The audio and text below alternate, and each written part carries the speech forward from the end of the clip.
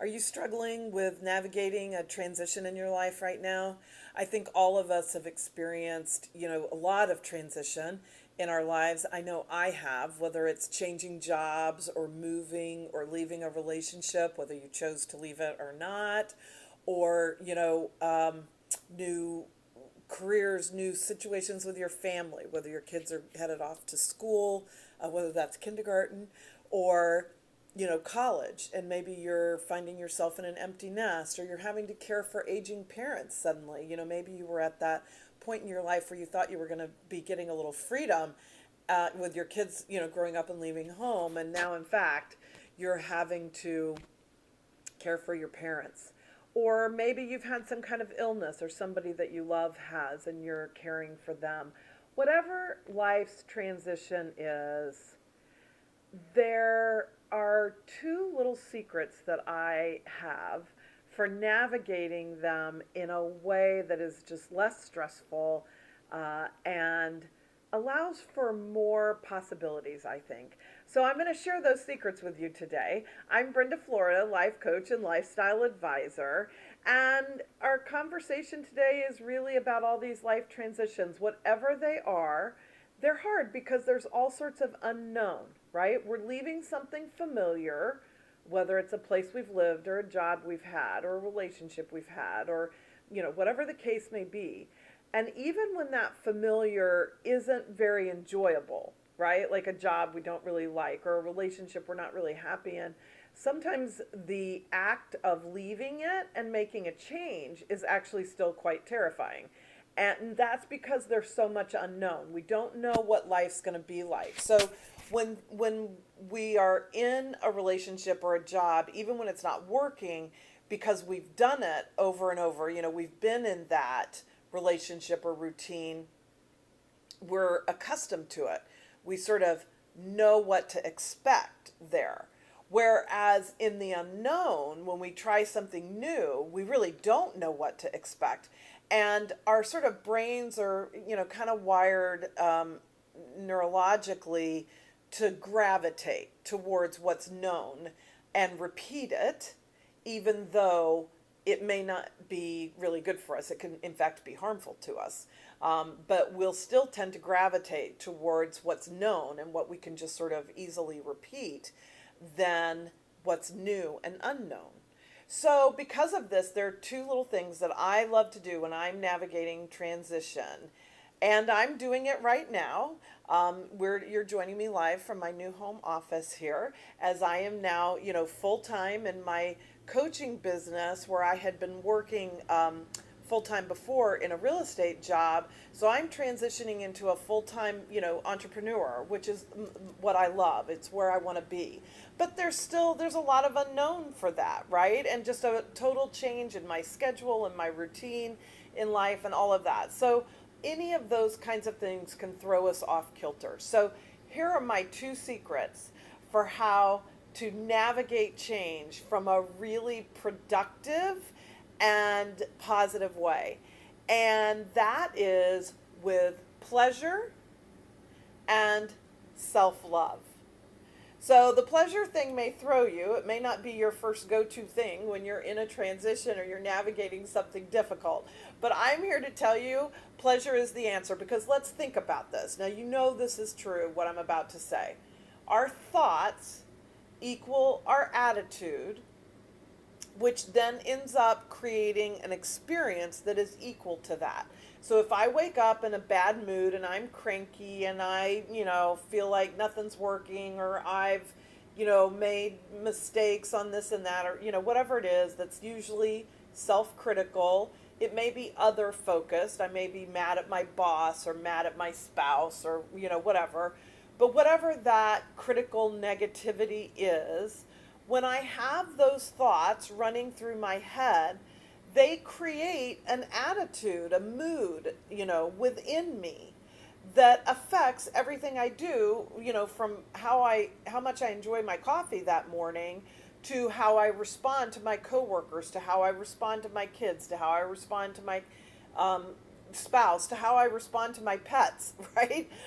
So that negativity, those thoughts, the stress from that, maybe it's worry about paying the bills or worrying about a diagnosis coming for you or a family member or something. All those negative thoughts create an attitude in you that then overshadows or, overlays itself on everything you experience that day. So instead, if we can sort of take control of that attitude, we've got to go back to the thoughts, okay? Because it starts with the thoughts. So if we create pleasure, if we very purposefully and consciously say, okay, I've got maybe 3 hard things to do today, or, I'm working in a job that sucks the life out of me, but I'm not ready to quit yet, and so I've, got to get up and go to work. So how can I take that thing that is truly, a difficult thing in my life? I'm not trying to sugarcoat anything, and make it better. Well, how can I create pleasure in my day, whether it's around my job or separate from the job, just so that I can go into it feeling pleasure, having started my day with some kind of pleasure. And so pleasure can be super simple to create, actually. You can do it with music, you can do it by moving your body, like maybe it's taking the time to go to the gym or go for a walk or do a yoga class or do yoga in your living room, whatever it is. If that gives your body pleasure and that makes you feel good, then you need to do that before you go to that job that you feel like is sucking the life out of you. So it can start you off in a good place. And then when you're getting stressed about the job, you go back, it lets you go back to those thoughts of, oh, how much fun that was doing my yoga this morning, or just listening to this really fun playlist as I drank my coffee and got ready, and even on the way to work. And, then maybe you can get your earbuds in and listen to that playlist again. Any kind of pleasure. And as the examples I just gave are, it doesn't have to cost money. I mean, I love paying for pleasure too. So, if you have the budget and the finances to do that, then really think about that. What could you, because again, remember that your mind is just patterned to repeat itself, to create patterns. So whatever it is you're doing over and over, your brain is not going to start thinking about new ways to do that. So that's what pleasure does. Pleasure allows us to see something under kind of a new lens, a new light, and say, okay, well, how could I make my life more pleasurable while I finish working out this job that I'm not enjoying?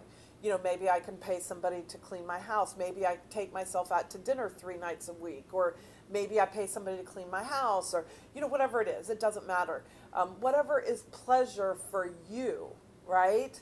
So, and then the self-love piece is just kind of the tag-on thing, because of course when we're creating pleasure in our lives, we are loving ourselves.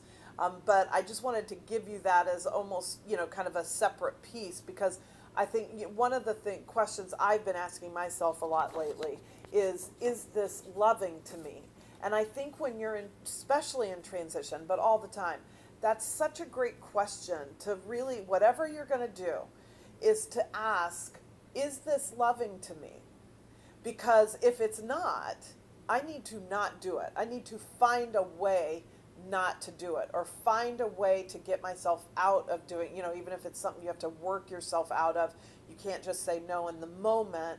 That's fine, but start working yourself towards that, and pleasure will help you work towards it. So I would love to hear what you think about this. I mean, I know some people would be like, oh my gosh, no, I just need to work harder or try harder, or, spend more time doing more things that I really don't want to do because that seems like the right thing to do. We live in such a culture of pushing and trying harder and working harder and, efforting and all this stuff. But really what I have found, and there's a lot of research to support this as well, but certainly in my own life, that when I will put pleasure very purposefully into my life, particularly during its more difficult times, it shifts it into something that isn't quite as difficult. It doesn't take away something that's hard. That's, life is hard. We all have hard things to do.